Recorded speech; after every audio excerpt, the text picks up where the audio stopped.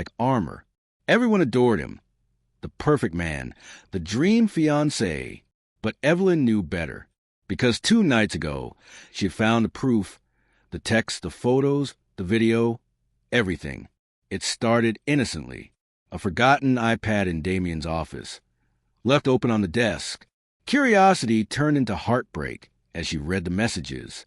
"You'll always be my real bride," one said. Another showed a photo.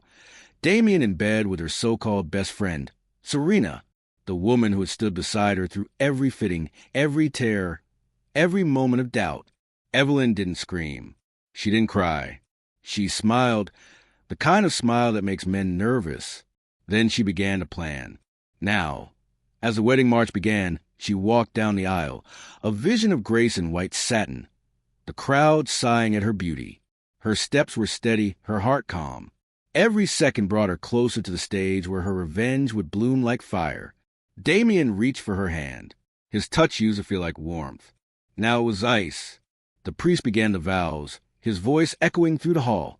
"Do you, Damien Pierce, take Evelyn Hart to be your lawful wedded wife?"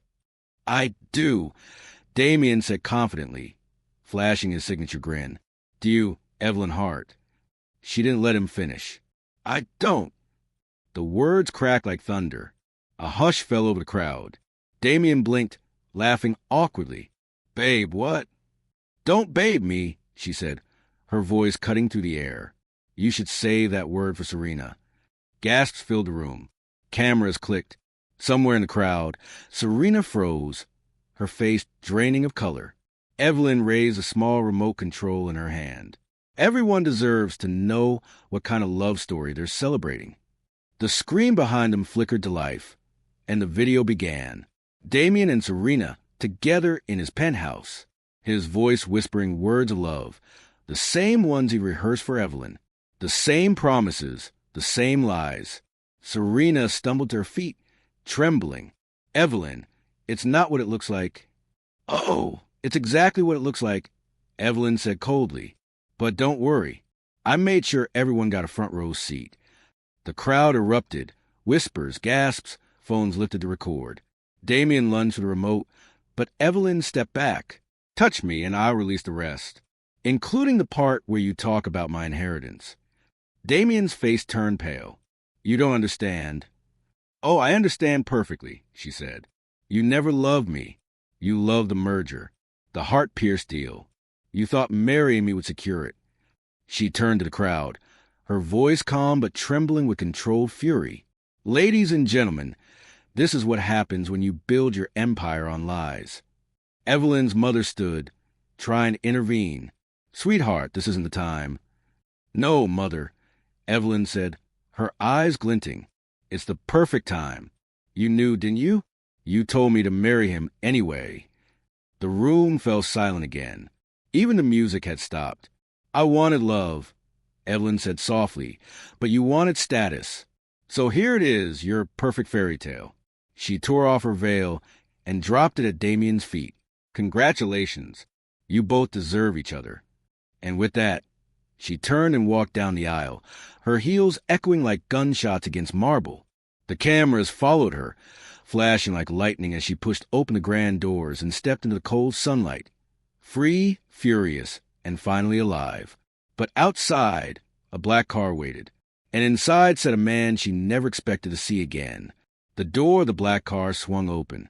"Get in," said a voice she hadn't heard in years. Smooth, deep, dangerous. Evelyn froze. Luca Moretti, her ex, the man her parents had forbidden her to marry. He wasn't born rich like Damien. He was born powerful. Son of a man whispered about in newspapers, with rumors that ran darker than ink. He looked at her now with a slow, knowing smile. "You always didn't know how to make an exit." Evelyn hesitated for a heartbeat, then slid into the car. The crowd behind her was chaos. Reporters, photographers, whispers of scandal. But inside the car, silence reigned. Luca handed her a glass of water. "You okay?" She let out a shaky laugh. "I just blew up the wedding of the year. I think I'm perfect." He grinned. "You're something, all right." The car moved through the city, and Evelyn leaned back, watching the skyline blur past. Her mind was still reeling, not from regret, but from release. She had spent years being the perfect daughter, the perfect fiancé, the woman everyone admired but no one truly saw. Now, the mask was gone. "Why are you here, Luca?" she asked quietly. He looked at her for a long moment. "Because I heard what Damien did. And because I knew you wouldn't just cry about it. You'd burn it all down." Her lips curved faintly. "You were right." Luca's gaze softened. "You always had that fire, Evelyn. They tried to cage it.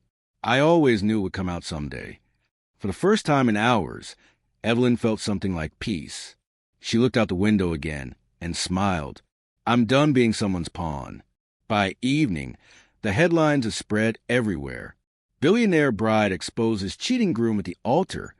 Pierce family empire in crisis after wedding scandal. The Ice Queen's revenge. Evelyn Hart's unforgettable I don't. The media turned her heartbreak into legend. But Evelyn didn't care about fame. She cared about freedom. Within weeks, Damien's company stock plummeted. The Hart family's reputation trembled, but Evelyn had already moved her shares. Discreetly, cleverly, with Luca's help. "Consider it poetic justice," Luca said as they watched the numbers fall on a screen in his penthouse. "He wanted your fortune. Now he's watching you take his." Evelyn's reply was simple. "I'm not taking anything that wasn't mine. I'm just balancing the scales."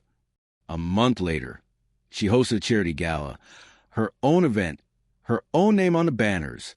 No fiancé, no family puppeteering her image. Just Evelyn, fierce, independent, unstoppable.